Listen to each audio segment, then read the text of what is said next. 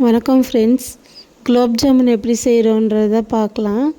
2 packet gulab jamun mix எடுத்திருக்கேன். அது எந்த பேக்கெட்டாக இருந்தாலும் இருக்கலாம்.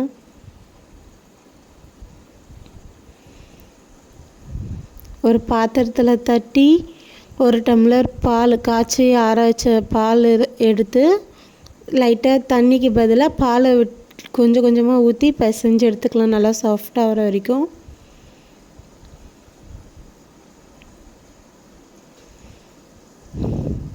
நல்லா சாஃப்டாக பிசையணும், உடஞ்சி விழுறக்கூடாது. நல்லா பிசைஞ்சதும் நெய் விட்டு நல்லா அதையும் போட்டு நல்லா பிசைஞ்சிக்கலாம். நம்ம அதுக்கப்புறம் உருண்டை குட்டி குட்டியாக பிடிச்சி வச்சுக்கலாம். அதுக்கு முன்னாடி சுகர் சிரப் ரெடி பண்ணலாம். 1/2 kg சுகர் எடுத்திருக்கேன். 5 டம்ளர் தண்ணி ஊற்றினேன். அதுக்கு லைட்டாக ஏலக்காய் தூள் வாசனைக்காக போட்டு நல்லா கொஞ்சம் கொதிக்க விட்டணும். கொதித்ததும் ஸ்டவ் ஆஃப் பண்ணிக்க வேண்டியதுதான்.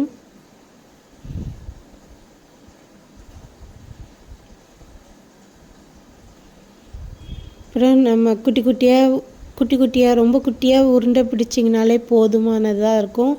ரொம்ப பெருசுனா உள்ளே வேகாமல் வரும். அதனால் கொஞ்சம் குட்டி குட்டியாக எடுத்துக்கலாம். கடாயில் எண்ணெய் விட்டு காய விடலாம்.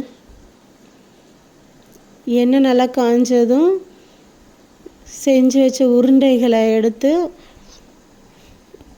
மெதுவாக போட்டு நல்லா கிண்டி எடுக்கலாம். கொஞ்சம் நல்லா ப்ரௌனாக வரணும். அந்த கலரை பார்ப்பீங்க. நல்லா ப்ரௌனாக வர்ற வரைக்கும் நல்லா கிளறிட்டே இருக்கணும். ரொம்ப கிண்டக்கூடாது. லைட்டாக இப்படி எடுத்து விட்டிங்கன்னா அதுவே நல்லா திரும்பி வெந்துடும்.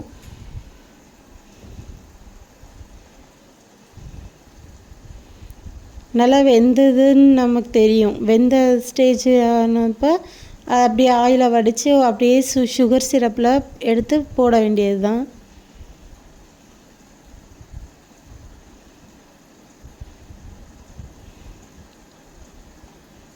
இப்போ சர்வ் பண்ணுறதுக்கு ரெடி ஆயிடுச்சு ஃப்ரெண்ட்ஸ். தேங்க்யூ. சேனல் பிடிச்சிருந்ததுன்னா லைக் பண்ணுங்கள், ஷேர் பண்ணுங்கள், சப்ஸ்கிரைப் பண்ணுங்கள் ஃப்ரெண்ட்ஸ். தேங்க்ஸ் ஃபார் வாட்சிங். Thank you all.